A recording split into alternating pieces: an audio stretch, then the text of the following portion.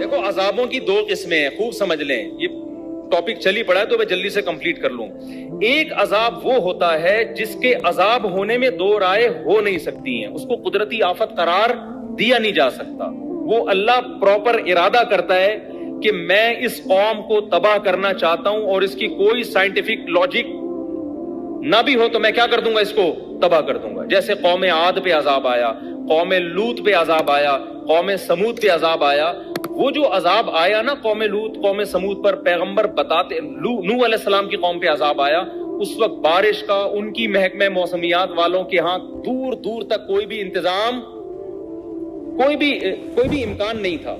یہی وجہ ہے کہ قرآن کہتا ہے نوح علیہ السلام جب کشتی تیار کر رہے تھے تو قوم مذاق اڑاتی تھی کہ نہ کوئی قریب میں دریا ہے نہ سمندر ہے، اور اس موسم میں ویسے بھی بارش نہیں ہوتی، کبھی بھی بارش نہیں ہوئی ہے، دور دور تک بادل کا کوئی ٹکڑا نظر نہیں آ رہا، اور یہ ایسے ڈرے بیٹھے اتنی بڑی کشتی بنا رہے ہیں جیسے پتہ نہیں کیا ہونے والا ہے۔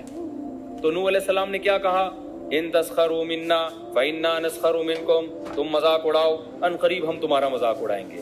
کیا نوح علیہ السلام کا سائنسدانوں سے رابطہ تھا، محکمہ موسمیات والوں سے؟ وحی کے ذریعے اللہ بتا رہا تھا کہ ان کی باتوں میں نہ آئے، میں اپنی قدرت سے بغیر کسی سبب کے ایسی بارش برساؤں گا کہ اس میں ہلاک کروں گا، اور صرف نافرمان ہلاک ہوں گے، ایک نافرمان بھی نہیں بچے گا، سارے نیک لوگوں کو بچا لوں گا میں۔ یہ ایسا عذاب ہے جس کی کوئی سائنٹیفک لاجک بولو نہیں ہے۔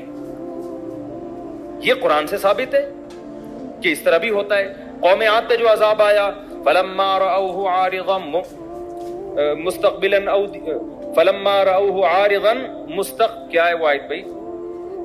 فلما رأوه عارضا مستقبل اودیتهم قالوا هذا عارض ممطرنا، جب انہوں نے بادل کا ٹکڑا، وہ حضرت ہود علیہ السلام بار بار قوم سے کہہ رہے تھے کہ اب عذاب آ رہا ہے، اب میں جا رہا ہوں بستی چھوڑ کر، اب کیا آ رہا ہے؟ اللہ کا عذاب۔ تو یہ وحی کے ذریعے بتایا نا، محکمہ موسمیات والوں کے ذریعے نہیں بتایا۔ تو وہ قوم ہنسنے لگی، پھر دیکھا واقعی کالے بادل آ رہے ہیں، تو اس قوم نے کہا یہ تو بادل ہیں جو نارمل بادل ہوتے ہیں، پانی برسے گا، یہ عذاب کہاں ہے؟ انہوں نے کیا، بل ہوا کیا ہے، هذا عارض قال بل هو ما استعجلتم به ریح فیها عذاب علیم، بارش نہیں ہے، یہ وہ عذاب ہے جس کی تم جلدی مچا رہے تھے، اور اس سے پانی کے بجائے پتھر برسیں گے آسمان سے۔ تو یہ وہ تھا کہ اس وقت جاپان کے سائنسدان بھی بیٹھے ہوئے ہوتے ہیں نا، محکمہ موسمیات والے، وہ بھی یہ کہتے ہیں یار اس کی کوئی سائنٹیفک لاجک نہیں ہے۔ بالکل ایسا ہی ہے جیسے عیسیٰ علیہ السلام بغیر باپ کے پیدا ہو گئے، کوئی لاجک ہے اس کی سائنٹیفک؟ یہ اللہ اپنی قدرت دکھاتا ہے، کوئی سبب موجود نہیں ہے مگر اس نے حضرت عیسیٰ کو بغیر باپ کے حضرت مریم کے بطن سے پیدا کیا، پھر ان کی پاک دامنی کا اعلان بھی کروا دیا، لوگ نے انگلیاں اٹھانا شروع کر دی، بچہ ماں کی گود میں کبھی بھی نہیں بول سکتا، لیکن عیسیٰ ابن مریم ماں کی گود میں بولنے لگے، انی عبد اللہ، میں ولد الزنا نہیں ہوں، اللہ کا بندہ ہوں، اور عام انسان بھی نہیں، اللہ کا پیغمبر ہوں، آتانی الکتاب، اور عام پیغمبر بھی نہیں، مجھے انجیل ملے گی، باقاعدہ پیغمبر یعنی صاحب کتاب پیغمبر ہوں، اور مجھے توحید کا حکم دیا گیا۔ تبھی بہت سارے جو اس وقت یہودی تھے وہ آپ پر ایمان لے آئے، اور پھر وہ جانتے تھے کہ مریم پاک دامن، یہ خاندان کتنا پاک دامن۔ تو اللہ پھر نا وہ ساری باتیں illogical ہو رہی ہوتی ہیں، وہ ساری باتیں۔ تو قوم سمود پہ جو عذاب آیا، قوم عاد پہ جو عذاب آیا، لوط علیہ السلام کی قوم پہ عذاب آیا کہ تھوڑے سے لوگوں کو اللہ نے نکالا اور پوری قوم کو الٹا کر کے تباہ کر دی، اور پتھروں کی بارش بھی برسائی آسمان سے۔ تو اس طرح کے عذاب اب بھی آ سکتے ہیں، لیکن جب اس طرح کے عذاب آتے ہیں تو اس میں میجورٹی نافرمانوں کی ہلاک ہوتی ہے۔ جیسے یہاں جو ہلاک ہوئی نا، سارے نافرمان ہلاک ہوئے اور سارے نیک لوگوں کو اللہ نے بچا لیا۔ کچھ عذاب ایسے ہوتے ہیں جن کے بارے میں ہمارے لیے یہ دعویٰ کرنا کہ یہ واقعی عذاب ہے یا آزمائش ہے، یہ ہمارے لیے ممکن نہیں ہے۔ سمجھ میں آ رہی ہے بات؟ یہ وہ عذاب ہیں جن کی کوئی نہ کوئی لاجک ہوتی ہے، جو دنیا میں ہمیشہ سے آ رہے ہیں۔ حضرت عمر رضی اللہ تعالیٰ عنہ کے دور میں قحط پڑا ہے، شدید ترین قحط پڑ گیا، اتنا زبردست قحط پڑا کہ حضرت عمر نے چور کی سزا ہی ختم کر دی۔ سمجھ میں آ رہی ہے بات؟ بھئی اگر ہم چور کا ہاتھ کاٹیں تو بھوک سے لوگ مر رہے ہیں، چوری نہیں کریں گے تو کیا کریں گے وہ؟ حالانکہ ہاتھ کاٹنے کا حکم کس نے دیا ہے؟ قرآن نے. کیا حضرت عمر قرآن کی آیت کا انکار کر سکتے ہیں؟ لیکن انہوں نے کہا نہیں بھائی اب یہ سزا جاری نہیں ہو سکتی, بھوک سے مر رہے ہیں.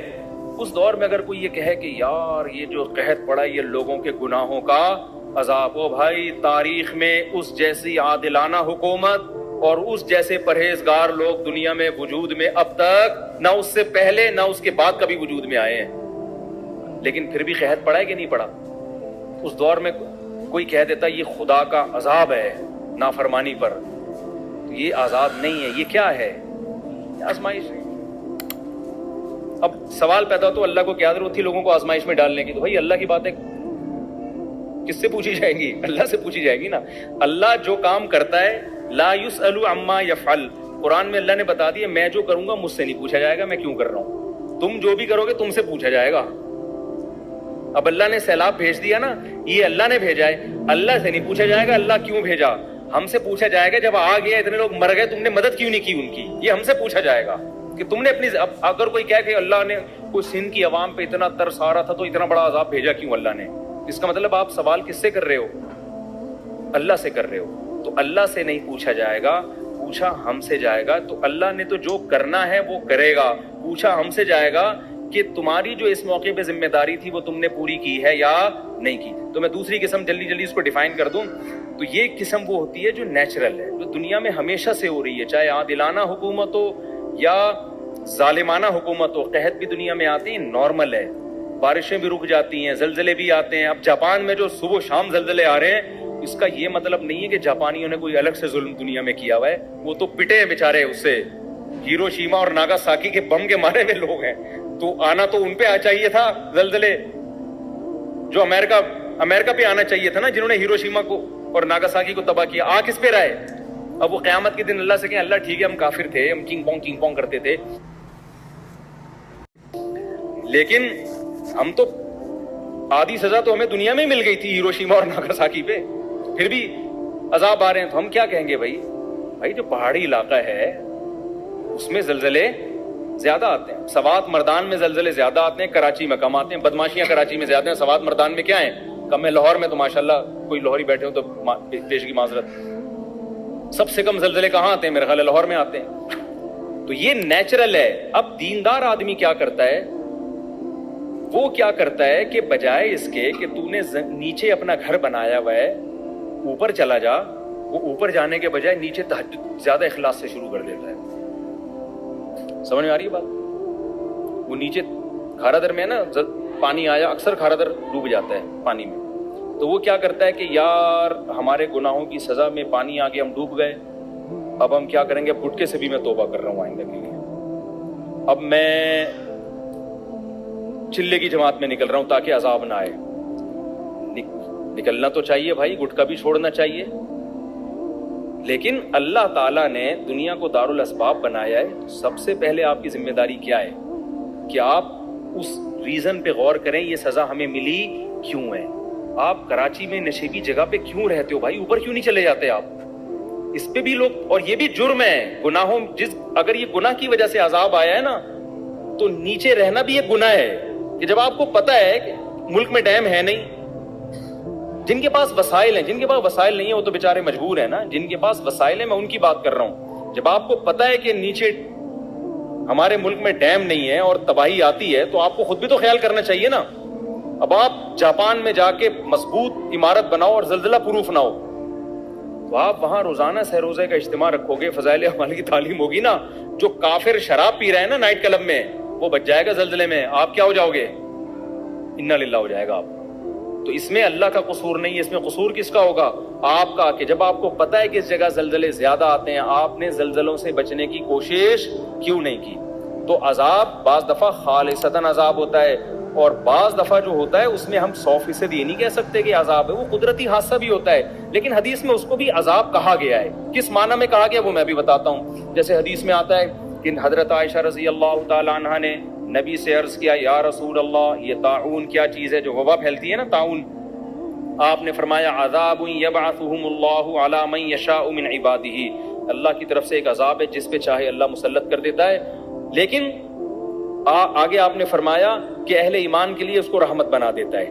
تو اس سے پتہ چلا کہ اس کا عذاب ہونا یقینی ہر ایک کے لیے نہیں ہے، یہ قدرتی حادثے ہیں.